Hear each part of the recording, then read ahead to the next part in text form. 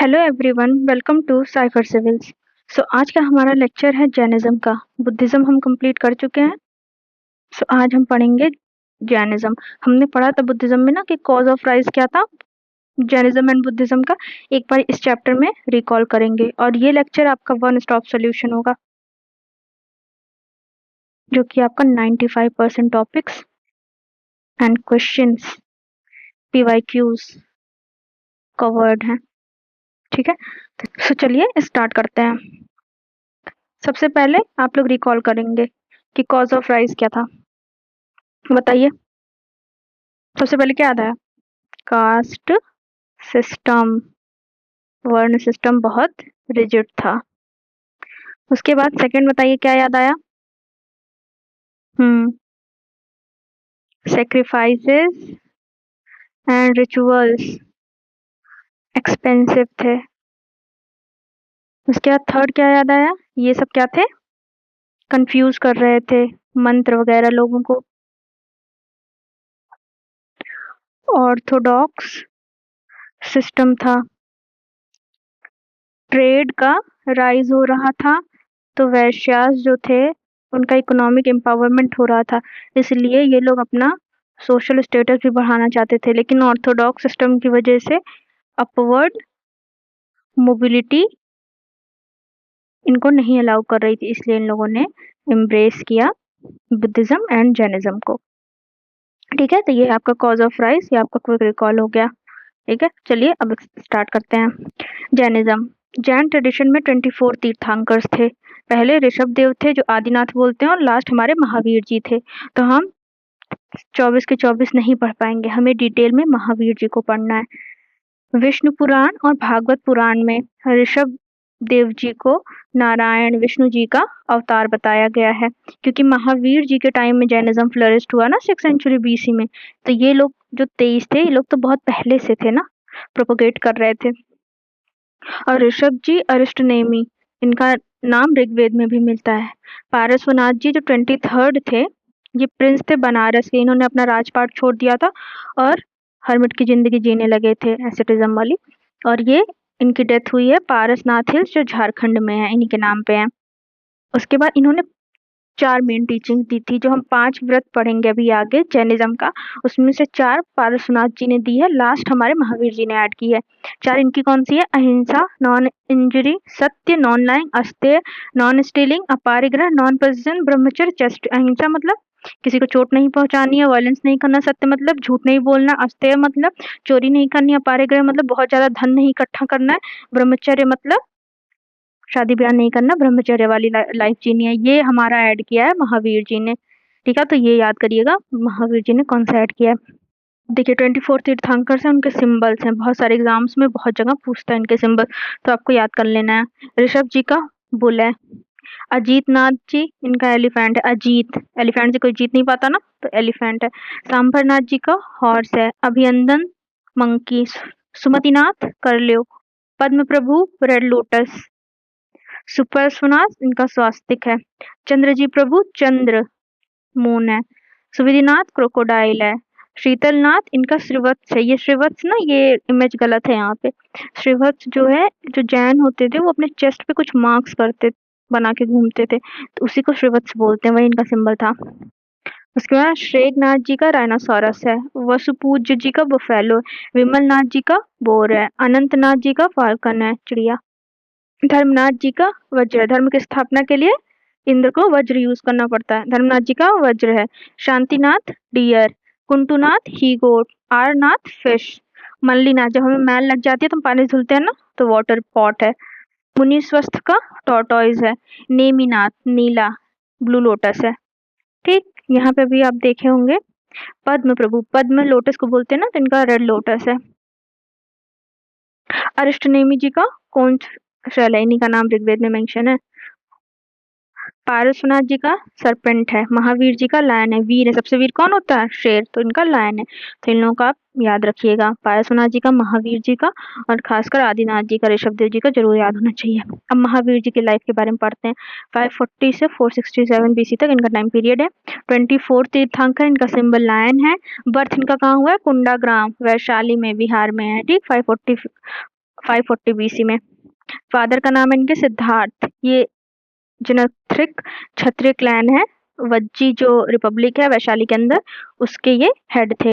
इनकी मदर का नाम है त्रिशला, जो चेतक की सिस्टर थी। चेतक कौन था? वैशाली के किंग थे। वाइफ का नाम यशोदा था। इनकी डॉटर थी अनोंजा प्रियदर्शिनी। इनकी शादी हुई जमाली से। यही महावीर जी के पहले डिसिपल बने, मतलब पहले फॉलोअर बने जैनिज्म के। 30 की एज में ये एसेटिक बन गए। मतलब एसेटिक बार बार वर्ड आएगा, इसका मतलब वही है, साधु संत जो सब कुछ त्याग करके चल पड़ा हो। और ये वॉन्डर किए 12 ईयर्स तक।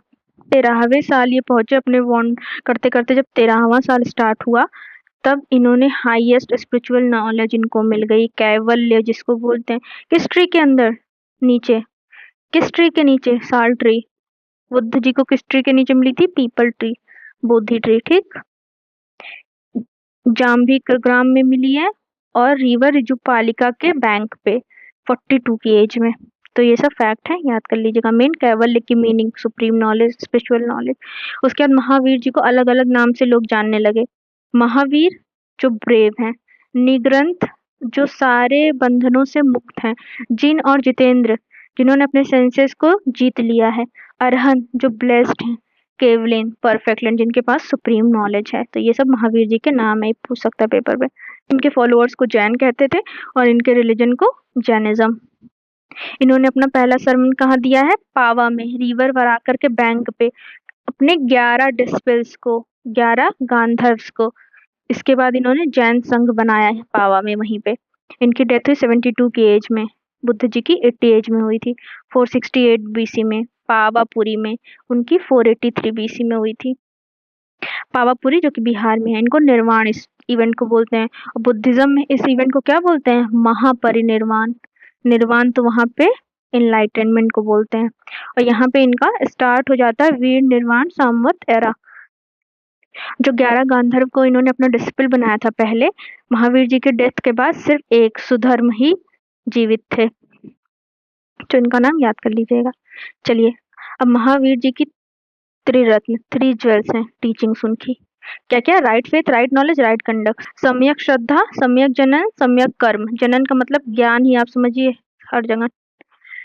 राइट फेथ क्या है? कि महावीर जी की टीचिंग में बहुत तगड़ा बिलीफ होना चाहिए।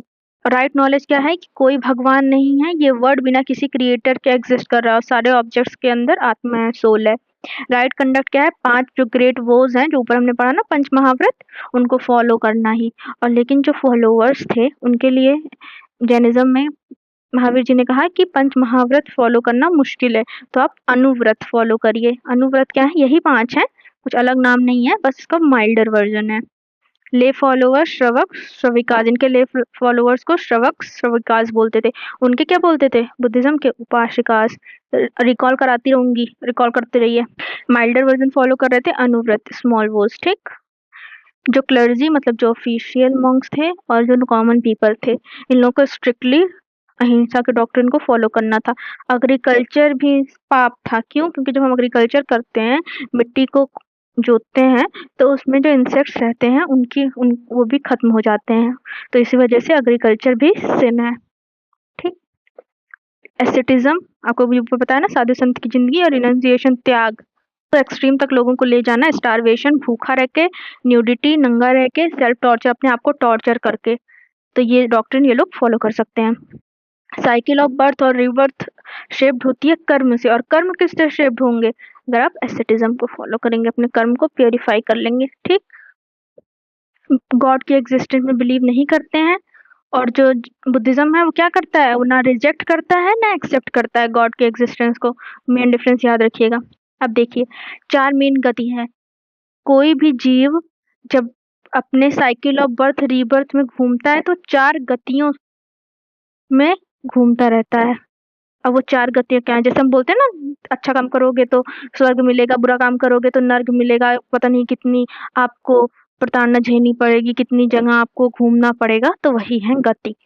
तो पहली है नरक गति। अगर आपने बुरे काम किए हैं तो आपको नरक गति मिलेगी, यहाँ सफरिंग होगा, पेन होगा, टेम्परेरी एग्जिस्टेंस है। इसके बाद आप दूसरी गति में जाएंगे, आप यहाँ झेल लेंगे, फिर दूसरी गति में जाएंगे। त्रिअंश गति होती है जिसमें आपको जानवर या पेड़ पौधा बना दिया जाता है, आपके पास लिमिटेड नॉलेज है।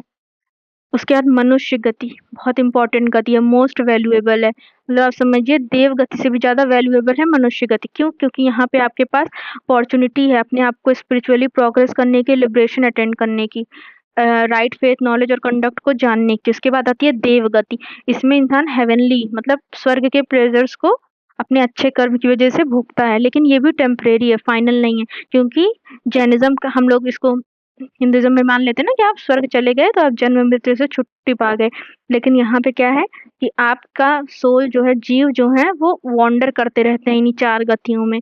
अल्टीमेट एम क्या है? मोक्ष पाना, लिबरेशन, कि आप इस cycle of birth and rebirth से छुटकारा ही पा जाएं। तो इनका अल्टीमेट गोल है मोक्ष। ठीक है, अब देखिए टाइप्स ऑफ नॉलेज क्या है जैनिज्म में। पहला है मतिजन। ठीक है, इसका मतलब होता है सेंसरी और माइंड बेस्ड परसेप्शन। अब ये जितने भी टफ वर्ड है मैं आपको सबको एक सिंपल एग्जांपल से समझाऊंगी जिससे आपको अच्छे से समझ में आ जाए। ठीक, मतिजन मतलब होता है कि मान लीजिए आपने एक डॉग देखा, ठीक, और आपको एक घंटी सुनाई दी और आपने बर्फ छुआ और आपको ठंडा लगा। अब ये सारी नॉलेज आपको कैसे मिली? आपने डॉग देखा तो ये आपको आईज से मिली, बेल को सुना तो ये आपको आपके ईयर से सुनाई दिया, आइस को टच किया और वो ठंडा लगा, ये आपको आपके स्किन से पता चला ना, टच करने से पता चला। तो यही है आपके सेंसरी और माइंड बेस्ड पर्सन, जो कि आप छू के देख के अपने सेंसेस से जो ज्ञान आप जान पाते हैं उसी को हम मतिजन बोलते हैं। ठीक, उसके बाद आपका आ गया श्रुतजन। Knowledge revealed by scriptures text. अब जो नॉलेज हम टेक्स्ट और स्क्रिप्चर्स को पढ़ के जानते हैं, जैसे आपकी मान लीजिए टीचर हैं, उन्होंने आपको एक चैप्टर एक्सप्लेन किया, आपने कोई बुक पढ़ी, आपकी मम्मी ने आपको कोई स्टोरी सुनाई, तो ये कहाँ है? ये नॉलेज आपको कैसे मिल रही है? सुन के, पढ़ के, लर्न करके ना। तो ये आपको स्क्रिप्चर्स और टेक्स्ट से मिल रही है, इसको बोलते हैं श्रुतजन। ठीक, उसके बाद आपका आता है अवधिजन। Clairvoyant, super human perception limited to material objects. अब देखिए इसको समझिए। इमेजिन करिए किसी को कोई चीज बहुत दूर है, उसको पता है वो छुपी हुई है, लेकिन उसको एक लिमिट तक पता है। जैसे एक आदमी है, उसको पता है कि दूसरे रूम में क्या हो रहा है बिना उस कमरे में जाए, लेकिन ये नॉलेज क्या है? अनलिमिटेड नहीं है। उसको एग्जैक्ट नहीं पता है क्या हो रहा है, कुछ पता है, लिमिटेड स्पेशल नॉलेज है। तो वही हमें लिमिटेड नॉलेज होती है मटेरियल ऑब्जेक्ट्स के बारे में, उसको बोलते हैं अवधिजन। उसके बाद है आपका माना पर्याय जन। Telepathic knowledge, knowledge of others thought, दूसरों के थॉट के बारे में नॉलेज। अब इसको भी समझिए एग्जांपल से, जैसे बिना हम अपने दोस्त से बात किए उसके थॉट्स को जान जाएं, ये है आपका मना पर्याय जन। मतलब कोई स्पिरिचुअली एडवांस बीइंग होगा वही ये बात जान सकता है कि हम आपका हाथ पकड़ के आपकी सारी बात जान जाए, उस तरीके का। ठीक, लास्ट आपका आता है केवल जन, जो परफेक्ट नॉलेज है और सुप्रीम नॉलेज है, ये कंप्लीट और इनफाइनाइट नॉलेज है। केवल जन मिल जाता है किसी को तो उसको पास्ट, प्रेजेंट, फ्यूचर सब कुछ मिल जाता है। ये हर तीर्थंकर को मिला है लिबरेशन के पहले, मोक्ष के। ठीक, तब आपको अच्छे से समझ में आ गया होगा ना इजी लैंग्वेज में। अब देखिए ये 3 डॉक्ट्रिन्स हैं जैनिज्म के, मतलब नॉलेज और रियलिटी की अलग अलग थियरीज हैं, इसको एथिक्स में भी यूज कर सकते हैं। ठीक है, अब देखिए ये मेरे हैंड रिटन नोट्स थे, मतलब कॉपी में, तो उसका मैंने चैट जीपीटी से अच्छी राइटिंग में कन्वर्ट करा दिया है। अब इसको भी हम बहुत अच्छे एग्जाम्पल से समझेंगे, एक एक एग्जाम्पल से एक एक चीज अच्छे से समझते जाएंगे। Anekantavada, many sidedness, non absolutism, reality is complex multifaceted, no single view point captures the whole truth, only a kevalin being can grasp all aspects at one. इससे आपको कुछ नहीं समझ पड़ा आया होगा, ऊपर से उड़ गया होगा, क्योंकि बहुत टफ लैंग्वेज है। अब मान लीजिए 2 अंधे आदमी हैं और एक हाथी है। एक ने हाथी के सूंड को टच किया और बोला कि स्नेक है, एक ने उसकी पूंछ को टच किया और बोला पंखा है। ठीक है, अब ये लोग अपनी जगह पार्शियली राइट हैं, लेकिन किसी को ये नहीं पता है कि मेन चीज हाथी है, लेकिन ये लोग अपनी जगह पार्शियली राइट है, ये भी अपनी जगह सही है और ये भी अपनी जगह सही है। इसी को बोलते हैं अनेकांतवाद, कि सब पार्शियली राइट है लेकिन किसी को पूरा सच नहीं पता है। और ट्रुथ का जो होता है बहुत साइड्स होते हैं, ट्रुथ के मेनी साइड्स होते हैं। जैसे एक आम है, वो मीठा है खाने में, हरा उसका कलर है, वेट में हैवी है और एक फल है, सब कुछ ट्रू है, कोई रॉन्ग नहीं है। तो वही सब बहुत सारे व्यू पॉइंट्स ट्रू हो सकते हैं, यही मतलब होता है अनेकांतवाद का। कोई एक सच नहीं होता, सच के बहुत सारे रूप होते हैं। और जो केवलिन होता है जिसके पास सुप्रीम नॉलेज है, वो सारा एस्पेक्ट सच का जान सकता है और नॉर्मल आदमी नहीं जान सकता। ठीक, अब हम समझेंगे स्यादवाद। इसका पढ़िए, the doctrine of conditional predication may be perhaps, इसका मतलब होता है every statement about reality must be prefixed with syat in some respect, since truth is always conditional not absolute, expressed through सप्तभंगी सेवनफोल्ड प्रेडिकेशन। अब देखिए इसका मतलब भी आपको नहीं समझ में आएगा, इजी लैंग्वेज में समझते हैं। स्यात् का मतलब होता है इन सम रिस्पेक्ट और from one point of view. अब जैसे ये आदमी है और ये आदमी है, इनको बोलना चाहिए मे बी ये फैन है, इनको बोलना चाहिए मे बी ये स्नैक है, या मेरे पॉइंट ऑफ व्यू से ये स्नेक है और मेरे पॉइंट ऑफ व्यू से ये फैन है। इनको ये नहीं बोलना चाहिए ये स्नेक ही है और ये फैन ही है, ये नहीं बोल सकते। इसी को स्यादवाद बोलते हैं कि आपको हर चीज को एब्सोल्युटली नहीं बोलना है कि हाँ ये यही है, आपको ये बोलना है कि इन सम रिस्पेक्ट या मेरे पर्सपेक्टिव से ये हो सकता है। ठीक है, अब जैसे एक पानी का ग्लास है, एक आदमी बोल रहा है कि आधा भरा हुआ है, एक आदमी बोल रहा है आधा खाली है, दोनों अपनी जगह सही है लेकिन पूरे सही नहीं है, तो इसलिए इनको सिर्फ अपना पॉइंट ऑफ व्यू देना है, एब्सोल्युटली नहीं बोलना है कि हाँ यही सही है। ठीक है, ये आपका स्यादवाद है। अब न्यायवाद पढ़िए, the doctrine of partial stand points नया, any statement about an object is true only from a particular view point, treating a partial truth as the complete truth is called दुरन्य न्यायभास, फैलेसी ऑफ वन साइडेडनेस।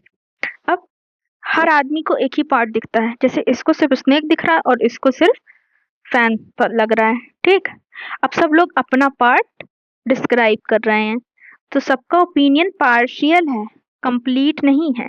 सबको नहीं पता है कि ये हाथी है, पार्शियल ही है। तो यही इसका मतलब होता है कि हर एक आदमी का व्यू पॉइंट सिर्फ एक पार्ट ऑफ ट्रुथ को दिखाता है। अगर कोई एब्सोल्युटली कहते पार्शियल ट्रुथ को ही कंप्लीट ट्रुथ बता दे तो उसको दुरन्य न्यायभास बोलते हैं। ठीक है, फैलेसी ऑफ वन साइडेडनेस, ये है आपका न्यायवाद, पार्शियली राइट, ये भी सही ये भी सही। ठीक है, तो ये मैंने आपको बहुत सिंपल लैंग्वेज में समझा दिया है। जैसे आप एक और एग्जांपल से समझ लीजिए जिससे आपको फाइनली याद हो जाए। मान लीजिए आप एक क्यूब है, ठीक, अब उस क्यूब को अगर हम अनेकांतवाद से देखें तो वो क्या होगा, the cube has many sides, cubes के बहुत सारे साइड्स है ना।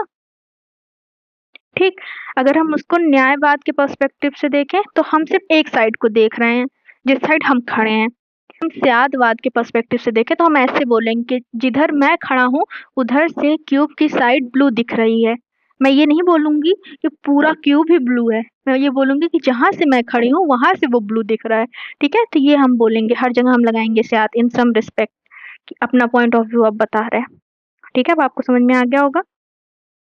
चलिए, सिक्स द्रव्यास मतलब सब्सटेंसेस जिनसे यूनिवर्स बना हुआ है, ये सिक्स एलिमेंट्स हैं जिनसे यूनिवर्स बना हुआ है। अब इनके बारे में जान लेते हैं। जीव, सोल, मतलब सारे लिविंग बींग्स को जीव बोलते हैं, जैसे ह्यूमंस, डॉग्स, बर्ड्स, आंट्स। ठीक, फिर उसके बाद आ गया पुडगला, मैटर, इसके पास फॉर्म है, कंबाइन हो सकता है, सेपरेट हो सकता है। ये केवल अजीव सब्सटेंस है जिसके पास फिजिकल फॉर्म है, मतलब इसमें जान नहीं है लेकिन फिजिकल फॉर्म है, जैसे वाटर, एयर, स्टोन, फूड, हमारी बॉडी। ठीक, इसके बाद हमारा आता है धर्म। धर्म एक मीडियम है जो मोशन को इनेबल करता है। धर्म का मतलब एथिक्स या ड्यूटी नहीं है। मोशन को मतलब मछली तैर सकती है क्योंकि पानी है, तो ऐसे धर्म हमको अलाउ करता है कि हम मूव कर सके, मैटर को मूव करने के लिए अलाउ करता है, मोशन में हेल्प करता है। अब आ गया अधर्म। अब अधर्म का मतलब आप रिलीजन से नहीं समझेंगे, कि अधर्मी से नहीं समझेंगे। अधर्म का मतलब है वो मीडियम जो रेस्ट में हेल्प करता है, जैसे एक आदमी रेस्ट कर सकता है, मान लीजिए चेयर रखा है उस पे बैठ गया, तो एक आदमी रेस्ट कर सकता है क्योंकि वहां पे चेयर है। तो जो अधर्म होता है वो लोगों को अलाउ करता है थिंग्स को कि वो स्टॉप हो, रेस्ट करें। ठीक, अब आ गया आपका आकाश। आकाश वो है जहाँ पे सारी चीजें एग्जिस्ट करती हैं, without space nothing can fit anywhere. तो ये स्पेस है जहाँ पे ये सारी चीजें, जीव अजीव, सब रहते हैं। उसके बाद काल मतलब टाइम, ये चेंज को एनेबल करता है, continuity and succession of events, मतलब बिना समय के कुछ नहीं हो सकता, ना कुछ चेंज हो सकता है, ना कुछ ग्रो हो सकता है, ना कोई ओल्ड हो सकता है, तो इसलिए टाइम इम्पोर्टेंट है। इन 6 में से सिर्फ जीव ही है जो कॉन्शियस है, चेतना, मतलब कॉन्शियस बीइंग है। पांचों को और पांचों को अजीव बोलते हैं, अचेतना। चलिए, अब देखिए 9 तत्वास के बारे में हम पढ़ेंगे जो फंडामेंटल ट्रुथ है। इन्हीं 9 तत्व के बारे में जान के हमें राइट नॉलेज मिल सकती है जैनिज्म में, ठीक। अब 9 तत्व क्या हैं, इनको हम बहुत इजी लैंग्वेज में स्टोरी के फॉर्म में समझते हैं। मान लीजिए आप हैं, आप एक प्लेयर हैं, फुटबॉल खेलते हैं आप, तो आप क्या हैं, सोल हैं, जीव हैं आप, ठीक। अब खेलते खेलते आपके ऊपर डस्ट चिपक गई, वो डस्ट क्या है, वो आपकी कर्म है। अब आप चाहेंगे कि और डस्ट ना चिपके, मतलब आप रुक गए, आप अब आप चाह रहे हैं कि और डस्ट आप पे ना चिपके, ठीक है। और अब जो पुरानी डस्ट है उसको आप साफ करेंगे, झाड़ेंगे। उसके बाद जब आपने झाड़ लिया तो आप क्या हो गए, फिर से साफ सुथरे हो गए। तो यही 9 तत्वों की एग्जैक्ट स्टोरी है। अब एक एक करके समझिए। जीव, सोल, लिविंग सब्सटेंस, जैसे ह्यूमंस, एनिमल्स, बर्ड्स, इंसेक्ट्स, सबके पास सोल है, ठीक। उसके बाद अजीव, जो नॉन लिविंग सब्सटेंस है, जैसे stone, water, air, mobile phone, chair, सारे नॉन लिविंग, ये है आपका अजीव। अश्रव, ये क्या है, influx of karmic matter into the soul. जैसे आपके ऊपर वो डस्ट आके चिपक रही थी ना, तो वही कार्मिक मैटर्स आपको आके इन्फ्लक्स होते हैं, ठीक है। जब हम बुरा सोचते हैं, बुरे काम करते हैं, तो कर्म हमारे सोल के अंदर इन्फ्लक्स होते हैं, एंटर करते हैं। अश्रव का मतलब यही होता है, कर्म का इन्फ्लक्स। उसके बाद बंध, bondage of the soul by karmic matter. अब आप बारिश में चल रहे थे, आप भीग गए, तो अब जो गंदी संदी मिट्टी है वो आपके चिपक गई ना, वही आप खेल रहे थे तो चिपक गए ना, तो वही bondage of the soul by karmic matter. अब सोल का जो है कर्म जो है सोल से चिपक गए हैं, तो ये आपका आ गया बंध। उसके बाद आपका आता है पुण्य। पुण्य क्या है, अच्छे कर्म जो आपके अच्छे कामों से जनरेट हुए। पाप, बुरे कर्म जो आपके बुरे कामों से जनरेट हुए हैं। उसके बाद आता है संवर, मतलब अब फ्रेश कार्मिक इन्फ्लक्स नहीं हो रहा है, ये रुक गया, वही ना। अब आप नहीं चाहते थे ना कि आपको और धूल चिपके, तो वही जैसे बारिश हो रही है तो आप नहीं चाहते और भीगे, तो आपने अम्ब्रेला खोल लिया। तो वही जो गुड कंडक्ट होते हैं, अच्छे काम जो होते हैं, फिर से कार्मिक इन्फ्लक्स को रोक देते हैं, उसी को बोलते हैं संवर, स्टॉप कर्म। उसके बाद आपका आता है निर्जरा। अब इसमें आप ओल्ड कर्म्स को अपने रिमूव करते हैं, जो ओल्ड डस्ट थी ना आप झाड़ रहे थे, तो वही ओल्ड कर्म को आप शेड करते हैं ऑस्टेरिटी से, मेडिटेशन करके, रिपेंटेंस से, अच्छे काम करके आप अपने ओल्ड कर्म को रिमूव करते हैं। उसके बाद क्या है मोक्ष।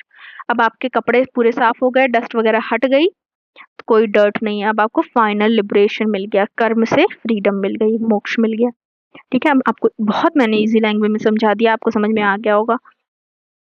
ये सब आपको कहीं नहीं मिलेंगे, ये सब मैंने लूसेंट से ऐड किए हैं और भी जगह से ऐड किया है, ठीक है। चलिए अब हम पढ़ेंगे स्प्रेड ऑफ जैनिज्म। जैनिज्म का स्प्रेड कैसे हुआ। संघ, संघ ही टीचिंग्स को स्प्रेड करता था, जैसे बुद्धिस्ट संघ था वैसे जैनिज्म का है। मेन एंड वुमेन दोनों को संघ में अलाउ किया गया था। ये वेस्ट इंडिया और कर्नाटका के साइड बहुत तेजी से फैला। अब देख लीजिए कौन कौन पेट्रोनाइज किए थे जैनिज्म को। Chandragupta Maurya, Kharavela of Kalinga and Gangas, Kadambas, Chalukyas and Rashtrakutas, इन लोगों ने जैनिज्म को पेट्रोनाइज किया। 4th सेंचुरी बीसी के एंड तक बहुत सीरियस फेमीन आ गई थी गंगा वैली में। बहुत सारे जैन मॉन्क्स थे जिनको भद्रबाहु और चंद्रगुप्त मौर्य लीड कर रहे थे। ये लोग श्रवण बेलजोला चले गए जो कि कर्नाटका में है, ठीक है। यहीं पे चंद्रगुप्त मौर्य ने सल्लेखना फॉलो करके अपने प्राण त्याग दिए थे। और जो नॉर्थ इंडिया में रह गए वो स्थूलभद्र थे, उनके नेतृत्व में थे। इन्होंने पूरा code of conduct he change कर दिया था मॉन्क्स के लिए। इसी समय जैनिज्म 2 पार्ट में डिवाइड हो गया, 2 सेक्ट्स में। श्वेतांबर जिनको स्थूलभद्र लीड कर रहे थे, जो कहाँ रह गए थे, नॉर्थ में ही रह गए थे, एस से एस, ये लोग व्हाइट कपड़े पहनते थे। दिगंबर्स जो नेकेड रहते थे, जिनको भद्रबाहु और चंद्रगुप्त मौर्य कर रहे थे, वो दिगंबर्स बन गए, ठीक है। अब देखिए 2 जैन काउंसिल्स हुई थी, एक पाटलिपुत्र में हुई थी, स्थूलभद्र के नेतृत्व में। चंद्रगुप्त मौर्य इनके पैट्रॉन थे, और यहीं पे 12 अंगास कंपाइल हुए थे, जो जैनिज्म का लिटरेचर है इम्पोर्टेंट। इसी को श्वेतांबर आगम बोलते हैं, अंगास को ही, ठीक है। और सेकंड काउंसिल हुई थी वल्लभी में, देवरधि कशमश रमन के चेयरमैनशिप में। पैट्रॉन इनका नहीं नोन है। और यहाँ पे अंगास का फाइनल कंपाइलेशन हो गया था, और 12 उपअंगास का भी। ये सब जैन लिटरेचर्स हैं, ठीक। अभी आगे पढ़ते हैं। ये Jain literature 6th century AD में फाइनली कंपाइल्ड हुए थे वल्लभी में, ये है ना, यहाँ पे फाइनली कंपाइल्ड हो गए थे। सेक्रेड लिटरेचर है श्वेतांबर्स का, ठीक। ये श्वेतांबर्स के ही हैं। श्वेतांबर्स कौन, जो नॉर्थ साइड ही रह गए थे। किस लैंग्वेज में लिखा है, अर्धमगधी प्रकृत में लिखा है, ये पूछता है, ठीक। और क्लासिफाई है 12 अंगास, 12 उपंगास, 10 परिकरनास, 6 छेद सूत्र, 4 मूल सूत्र, 2 सूत्र ग्रंथ। इनके नाम याद कर लीजिए। अब एक-एक के बारे में आप नहीं जानेंगे तो बस ये याद कर लीजिए, ये सब जैन लिटरेचर हैं, ठीक। 14 पूर्वास थे, इनको अर्लीस्ट जैन स्क्रिप्चर्स कहा गया है और ये सारे तीर्थंकर्स ने प्रीच किया है। अब हम पढ़ लेते हैं एक बार कि श्वेतांबर्स एंड दिगंबर्स में डिफरेंस क्या है। People of this community wear white clothes, मैंने बता दिया, और ये नेकेड रहते थे, ऑस्ट्रिच तपस्या को फॉलो करते हैं। अकॉर्डिंग टू दिस फिलॉसफी मोक्ष मिल सकता है, मोक्ष वुमेन्स के लिए भी पॉसिबल है और इन लोगों के लिए मोक्ष वुमेन के लिए नहीं पॉसिबल है। आप प्रैक्टिकली भी सोचिए, दिगंबर नंगे रहते थे तो वुमेन्स के लिए कैसे पॉसिबल होगा। श्वेतांबर्स पॉसिबल है। People of this sect believe in taking food after attaining enlightenment, ये लोग एनलाइटमेंट के बाद खाना खा सकते थे, बल्कि दिगंबर इसके अगेंस्ट थे। According to this Mahavir Swami was married, इन लोगों के हिसाब से महावीर स्वामी की शादी हो गई थी और दिगंबर के हिसाब से वो अनमैरिड थे। इन लोगों के हिसाब से जो 19 तीर्थंकर थे मल्लीनाथ, वो एक वुमेन थे और इनके हिसाब से वो एक मैन थे। तो ये उनका मेन डिफरेंस है, ठीक है। और बहुत सारे और भी जैन टेक्स्ट हैं, जैसे देखिए कल्पसूत्र भद्रबाहु ने लिखा है, परिशिष्ट परवन हेमचंद्र ने लिखा है, स्यादवाद मंजरी मलिसेन ने लिखा है, द्रव्य संग्रह नेमीचंद्र ने लिखा है, तत्वर्थ सूत्र उमा स्वामी ने लिखा है, न्यायवत्र सिद्ध सेन दिवाकर ने लिखा है, न्याय दीपिका धर्म भूषण ने लिखा है, श्लोक वार्तिक विद्या आनंद स्वामी ने लिखा है, पंचविन शटिका पद्म मंडी ने लिखा है, परवचनासार कुंड कुंड ने लिखा है। एक बार देख लीजिएगा नाम, कौन सा टेक्स्ट किसने लिखा है, ठीक है। अब जैन आर्किटेक्चर के कुछ एग्जांपल्स हैं। ज्यादातर गुम्फाज हैं, केव्स हैं। कौन कौन से केव्स हैं जैन रिलीजन से रिलेटेड? हाथी गुम्फा, बाघ गुम्फा, उदयगिरी, खंडगिरी, उड़ीसा का खारवेला, ठीक। फिर दिलवारा टेम्पल्स है, जैन टेम्पल्स को दिलवारा टेम्पल्स बोलते थे। Vimal Vasahi temple, Tejpal temple, mount Abu Rajasthan में, ठीक। टेम्पल्स कौन कौन से? गिरनार में है, पलितना गुजरात में है, और पावापुरी टेम्पल राजगिरी टेम्पल बिहार में। ये अलग अलग जगह का है, ये उड़ीसा के हैं, ये राजस्थान के हैं, ये गुजरात के हैं, ये बिहार के हैं। और स्टैचू ऑफ गोमतेश्वर बाहुबली जिनको बोलते हैं, ये श्रवण बेलजोला कर्नाटका में है। ये कौन बनवाया है? चमुंद्रा, एक मिनिस्टर था गंगा रूलर राजमल्ला फोर का, तो उन्होंने बनवाया। ये फैक्ट मुझे दिखा घटना चक्र में, तो मैंने ऐड कर लिया। अब इनके रॉयल पैट्रॉन्स कौन थे ऊपर हम लोग पढ़ चुके हैं, लेकिन कुछ एक्स्ट्रा यहाँ पे देख लीजिए। नंदास थे, बिंबिसार अजात शत्रु उदयन हरियाणक डायनेस्टी के थे, चंद्रगुप्त मौर्य बिंदुसार संप्रति मौर्यन डायनेस्टी के थे, और मगध, ये बिंदुसार ना, ये बाद में जो है आजीविकास को फॉलो करने लगे थे। प्रद्युत अवंती उदयन सिंधु सौवीरा खरवेला कलिंग के, ये नॉर्थ इंडिया के थे। और साउथ इंडिया में गंगा डायनेस्टी, कदम डायनेस्टी, अमोघवर्ष राष्ट्रकूटा डायनेस्टी के, सिद्धराज जय सिंह एंड कुमारपाल चालुक्य सोलंकी डायनेस्टी के। ये लास्ट ग्रेट पैट्रॉन्स थे ऑफ जैनिज्म के, लास्ट याद रखिएगा। कुछ मिसलेनियस फैक्ट हैं। यपानिया, ये भी एक जैनिज्म का सेक्ट है जो दिगंबर से निकला हुआ है, दिगंबर सेक्ट से। ये लोग न्यू तीर्थंकर्स को मंदिर में पूजते हैं। और स्थान कुवासी, ये श्वेतांबर सेक्ट से निकले हुए हैं। ये प्रोड्यूसर है लोंका, एक सेक्ट था जिसको लोंकाश नाम के व्यक्ति ने फाउंड किया था। ये लोग मानते हैं कि आइडल वर्शिप जरूरी नहीं है सोल को प्योरीफाई और निर्वाण को पाने के लिए। ये कुछ और जैन स्क्रिप्चर्स हैं। अकारंग सूत्र, सूत्र किटंगा, बृहत कल्प सूत्र। महामस्तक अभिषेक, ये एक रिलीजियस इवेंट है जो लॉर्ड बाहुबली, जिनका क्या था, ये हमने पढ़ा ना, ये गोमतेश्वर स्टैचू है श्रवण बेलगोला कर्नाटका में। ये सेरेमनी हर 12 साल पे होती है कर्नाटका में। ये भी टर्म जैनिज्म से रिलेटेड है। समाधि मरण, संन्यास मरण, वही संलेखना, अपने आप को इतना प्रताड़ना दो, स्टारवेशन फॉलो करो, अपने 3rd डिग्री टॉर्चर दो कि आप प्राण त्याग दो, यही है समाधि मरण, संन्यास मरण, संलेखना, इसी को बोलते हैं, ठीक। और बुद्धिज्म में एक बार डिफरेंस देख लेते हैं। फाउंडर कौन है? 24 तीर्थंकर महावीर रिफॉर्मर है, नॉट फाउंडर, ठीक। और गौतम बुद्ध फाउंडर है बुद्धिज्म के। We want god, no creator god, but believes in existence of god celestial beings rank below Jina. ये गॉड को, सेलेशियल बीइंग्स को बिलो जिन्ना मानते हैं और गॉड को एज अ क्रिएटर नहीं देखते, मतलब ये गॉड के एग्जिस्टेंस को नहीं ही मानते हैं। और ये लोग साइलेंट हैं, ये नहीं कहेंगे कि हाँ है कि नहीं है, इन्होंने कुछ नहीं बोला है। सोल पे इनका क्या है? ये सोल पे, individual soul in every being, सारे बीइंग में सोल को ये लोग मांगते हैं। और इन्होंने अनचेंजिंग सोल, अनाथ आत्मन बोलते हैं जिसको, इसको इन लोग नहीं माना, सोल पे इन लोगों का बिलीफ नहीं है। पाथ ऑफ लिबरेशन इनका क्या है? Triratna, right faith, right knowledge, right conduct, strict asceticism को फॉलो करो, नॉन वायलेंस, ठीक है।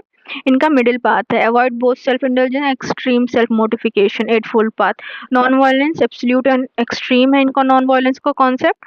इनका, इन्होंने भी जोर दिया लेकिन इतना एक्सट्रीम नहीं है डेली प्रैक्टिस के लिए। डाइटरी रेस्ट्रिक्शंस इतने नहीं है इनके, तो बहुत हैं, कपड़े ना पहनो, खाने का भी है। लैंग्वेज ऑफ टेक्स्ट इनका क्या है? अर्धमगधी प्रकृत है, इनका पाली है थेरवाद का, और बाद में संस्कृत फ्लरिश्ड हुआ था महायान सेक्ट में, मैंने सब पढ़ा है बुद्धिज्म वाले चैप्टर में। स्प्रेड आउटसाइड इंडिया, नहीं ये ज्यादातर इंडियन सब कॉन्टिनेंट में था, और ये तो Asia, Sri Lanka, south east and east Asia, यहाँ सब स्प्रेड हुआ है। वर्ण सिस्टम पे, birth based spiritual superiority holding conduct and कर्म, नॉट बर्थ। बर्थ के बेस पे नहीं मानते थे ये लोग, कर्म के बेस पे मानते थे। लेकिन इन्होंने उतना क्रिटिसाइज नहीं किया है वर्ण सिस्टम को जितना बुद्धिस्ट ने किया है। बुद्धिस्ट कास्ट हायरार्की को पूरा ही more directly challenge caste hierarchy in practice. इन्होंने कास्ट हायरार्की को एकदम एक्सेप्ट नहीं किया है, और संघ सबके लिए ओपन था रिगार्डलेस ऑफ कास्ट, और इन्होंने बहुत ज्यादा अपोज नहीं किया है, ठीक है। कॉमन ग्राउंड्स क्या है? देखिए, दोनों श्रमण ट्रेडिशन बोलते हैं, दोनों ने वैदिक रिचुअलिज्म को रिजेक्ट किया है, एनिमल सेक्रीफाइस को रिजेक्ट किया है, वेद की अथॉरिटी को क्वेश्चन किया है। मोनेस्टिक ऑर्डर मतलब संघ open to men and women, दोनों वर्नाकुलर लैंग्वेज है, प्राकृत पाली को किया है instead of Sanskrit. Kshatriya princes दोनों लोग थे जिन्होंने इसको फाउंड किया है। ये इसके सिमिलैरिटीज हैं। अब देखिए कुछ फेस्टिवल्स और प्रैक्टिसेस हैं, सिंबल्स हैं रिलेटेड जैनिज्म से। पर्शियन जैन फेस्टिवल है, श्वेतांबर 8 दिन का। दशलक्षणा दिगंबर का है 10 दिन का। Period of intense fasting, reflection and forgiveness, बहुत फास्ट रखेंगे, लोगों को माफ करेंगे, ठीक है। एक है संवत्सरी, ये पर्युषण का लास्ट डे है, जैसे इनका 8वां दिन, इनका 10वां दिन। और ये है यूनिवर्सल फॉरगिवनेस का डे, मिच्चामि दुक्कड़म, सबको माफ कर दिया। महावीर जयंती, बर्थ एनिवर्सरी है महावीर जी की। पैन जैन फेस्टिवल है, सब लोग मनाते हैं, मतलब सारे जैनिज्म के followers. Pratikramana, ritual of introspection, repentance of wrongs committed, जो भी गलत किया है उसके लिए इंट्रोस्पेक्शन करेंगे और उसको सही करेंगे। सल्लेखना संथारा, वॉलंटरी ग्रेजुअल अनटू डेथ तक जो है फास्टिंग करेंगे जिससे प्योरीफाई हो जाए कर्म। अहिंसा सिंबल, ओपन पाम, इनका सिंबल है अहिंसा का ओपन पाम। ये 1975 में 2500th एनिवर्सरी ऑफ महावीर निर्माण, ये सिंबल अडॉप्ट किया गया, ठीक है। ये वाला है ना, यही वाला सिंबल है।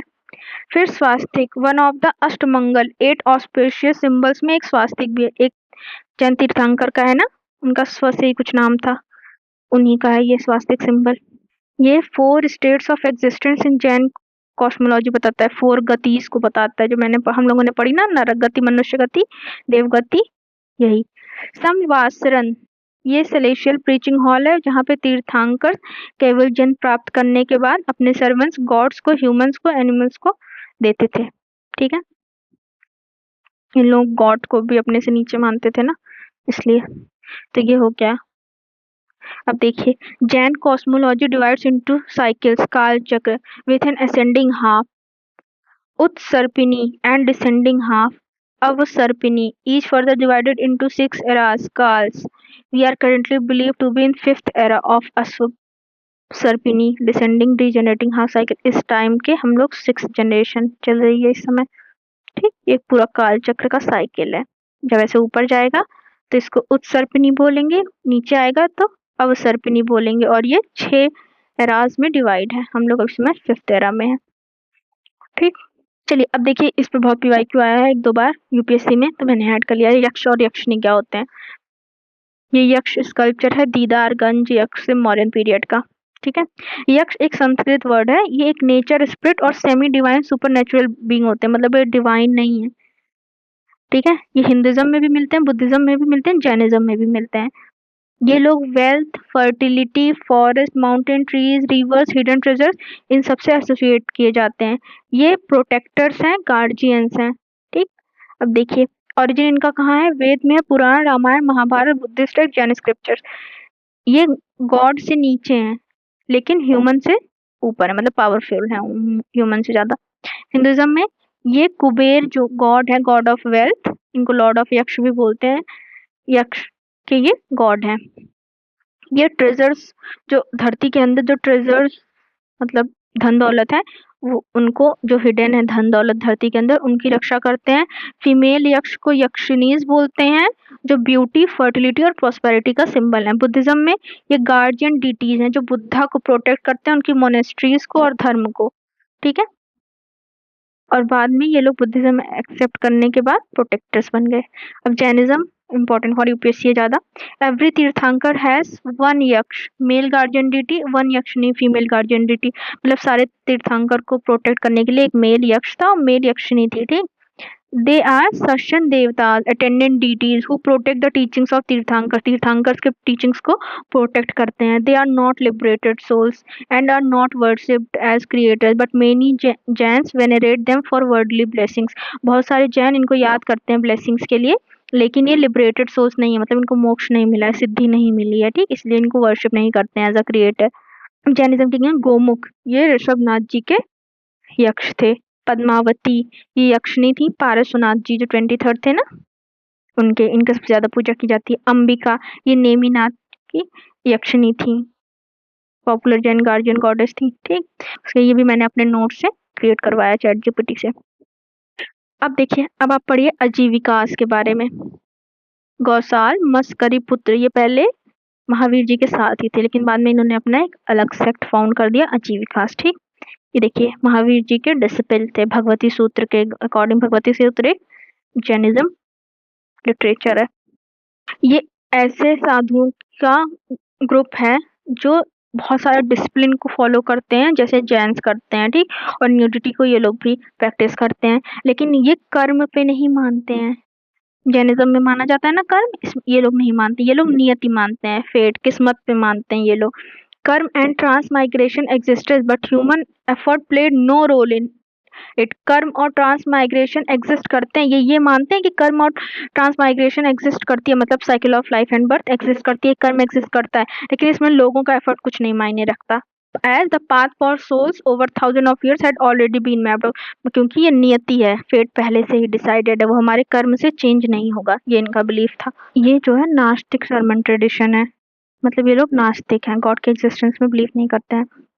और ये कर्वकाज और लोक आयाताज, ये भी एक मतलब आजीविकास टाइप में ही नास्तिक शार्मन ट्रेडिशन है। मटेरियलिस्टिक स्कूल्स को बिलोंग करते हैं, मतलब ये अर्थ, वाटर, अग्नि, वायु, इन्हीं सबको रियलिटी मानते हैं। गॉड के एग्जिस्टेंस को, सोल, कर्म, आफ्टर लाइफ किसी चीज में नहीं मानते हैं। ठीक, तत्व पापला व सिम्हा, ये एंटी रिलीजियस फिलोसफिकल टेक्स्ट लिखा है इन्होंने, जयराशि ने 8th सेंचुरी एडी में, जो कर्वकास को फॉलो करते थे। ठीक, अशोका ने लोमश ऋषि केव बनाया 12 केव्स के अंदर इन बिहार, जो कि 3rd सेंचुरी बीसी में आजीविकास के लिए। क्यों? क्योंकि जो बिंदुसार थे वो आजीविकास को पेट्रोनाइज करते थे। ठीक है, तो यहाँ पे आपका जैनिज्म कंप्लीट होता है और आजीविकास भी कंप्लीट होता है। ठीक है, दोनों एक दूसरे से रिलेटेड है, इसलिए एक साथ ही मैंने कंप्लीट कर लिया है। सो आपका बुद्धिज्म, जैनिज्म कंप्लीट हो गया। अब हम लोग राइज ऑफ महाजनपदास पढ़ेंगे नेक्स्ट। ठीक है, चलिए मिलते हैं नेक्स्ट वीडियो में। Thank you.